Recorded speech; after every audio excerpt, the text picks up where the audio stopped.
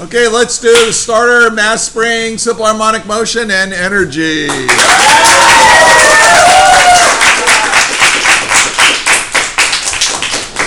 And I hereby declare the class of 2018 insane.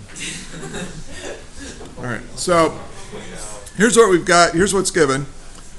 We've got a mass spring oscillator here, and it's just bouncing back and forth here. We got the spring. We got wheels on it, so that means there's no friction. The spring, well, it takes 50 newtons to pull it 1 meter, but we're only going to pull it 1/10 of a meter. At t equals 0, it's out here at its amplitude. And we want to know at what position x will the potential energy and the kinetic energy be equal?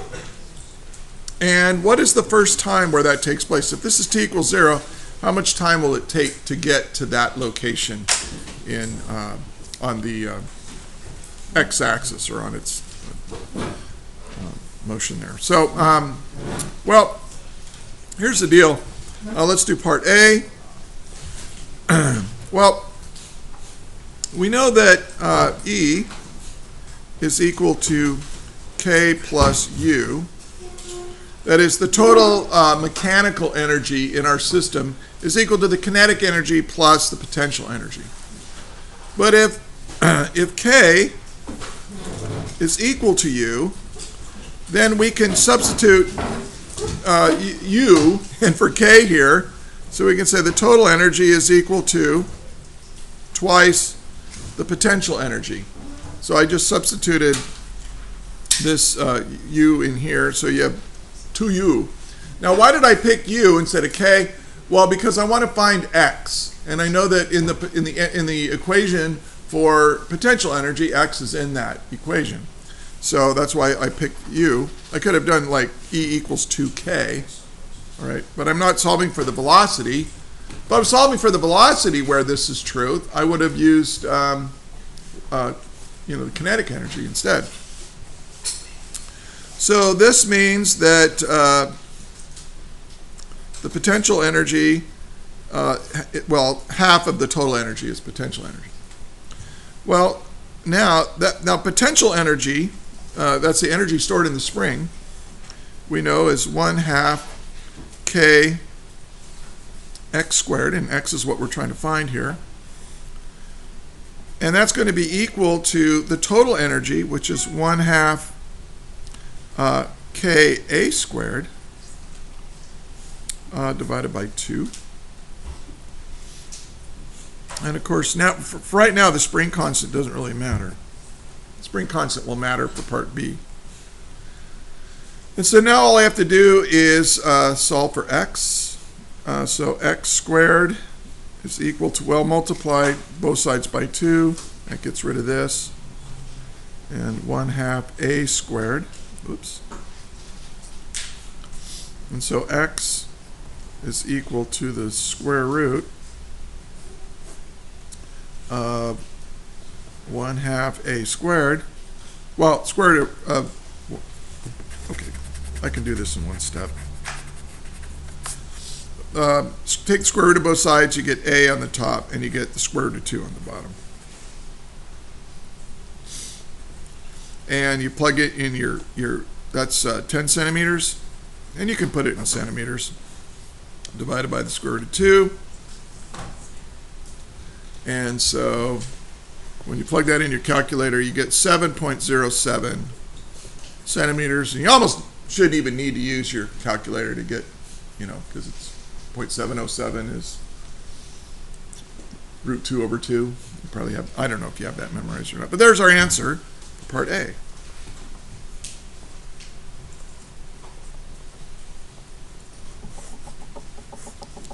Okay. Any questions on that? All right. Now we want the time where that takes place. Because I wrote so big, I'm probably going to need another sheet of paper. So, well, let's do part B.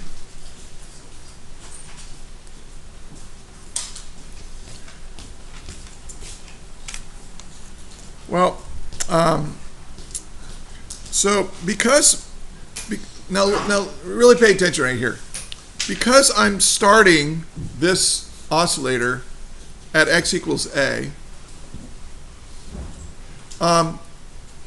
what's the best, what should I use, cosine or sine, to model the position as a function of time? Yeah, I should use cosine, because cosine starts at its maximum, right? So I'm going to say x as a function of time is equal to a cosine omega t. And so I want to solve for an, t, so let's solve this for t. So first I'm just going to say cosine omega t will be equal to our position x divided by the amplitude a.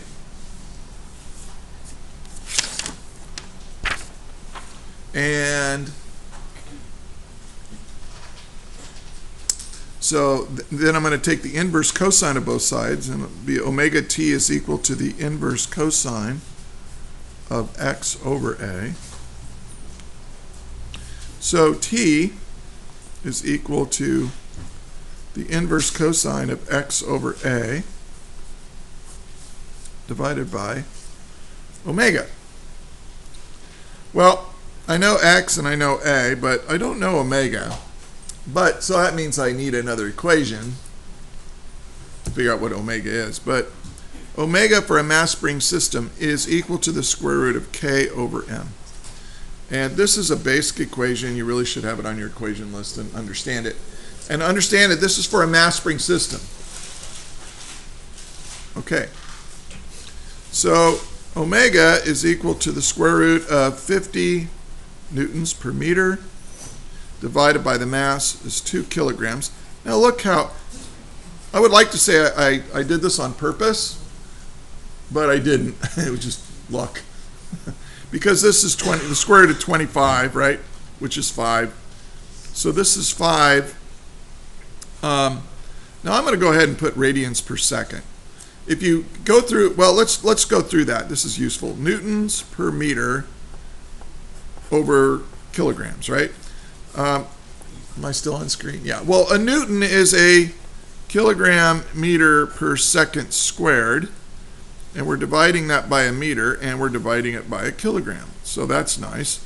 The kilogram cancels, the meter cancels. You have 1 over second squared, and then we're taking the square root of it here, so you end up with seconds. So where does that radian come from? Just outer space. This is, but I like to just say, okay, that this is omega this is the angular frequency. It's measured in per seconds, but the radian is kind of implied in there. So we're going to leave it in there. So time is equal to the inverse cosine of, well, what is x? 7.07 meter or centimeters, doesn't matter because over 10.0 centimeters or 0.707, whatever. And then divided by omega, which is 5 radians per second. Now, here's where people mess this up. Maybe you messed it up. When you did this, was your calculator in degrees? Maybe it was in radians. If your calculator is in degrees and you're not thinking about units, you would say, oh, you'll get 45 degrees. But that'll just be 45, right? And then you'll divide 45 by 5. And you say, oh, 9 seconds. I'm done. Yeah, you're done all right. Okay. And this is why I like putting the radians per second in there. It reminds you, this has to be in radians, because the radians have to cancel. Even though radians are dimensionless and don't really cancel, you still have to just think of them as being real units. And so you have to have that in radians. So when you put your calculator into radians, You get this, you divide it by 5. And when you plug it into your calculator properly, you get 0.157 seconds. Is that right? Is that what you guys got? Okay. Yeah. So, I don't know if I can zoom out and get the whole thing here. I'll try.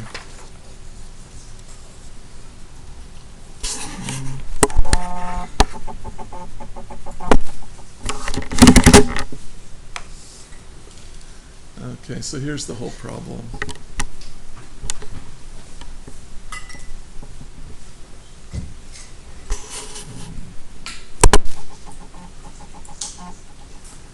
So what's the big idea here? Okay, first of all, make sure at a meta level, at a step back, you go, oh, simple harmonic motion, and you start plugging in cosines and sines right away or whatever. Don't think about energy and say, okay, do I know how much total energy is here? Remember, in a simple harmonic oscillator, mechanical energy is conserved. And if I say, okay, like maybe on the test, instead of these being equal, maybe I say the kinetic energy is 1/10 the total energy. Where does that take place? Oh, okay. So you can think of it like this. You can do something like that. And then you can plug in. Oh, and also, if I'm asking for position, use elastic potential energy. If I'm asking you for velocity, which I didn't in this case, use kinetic energy, right, to solve for V.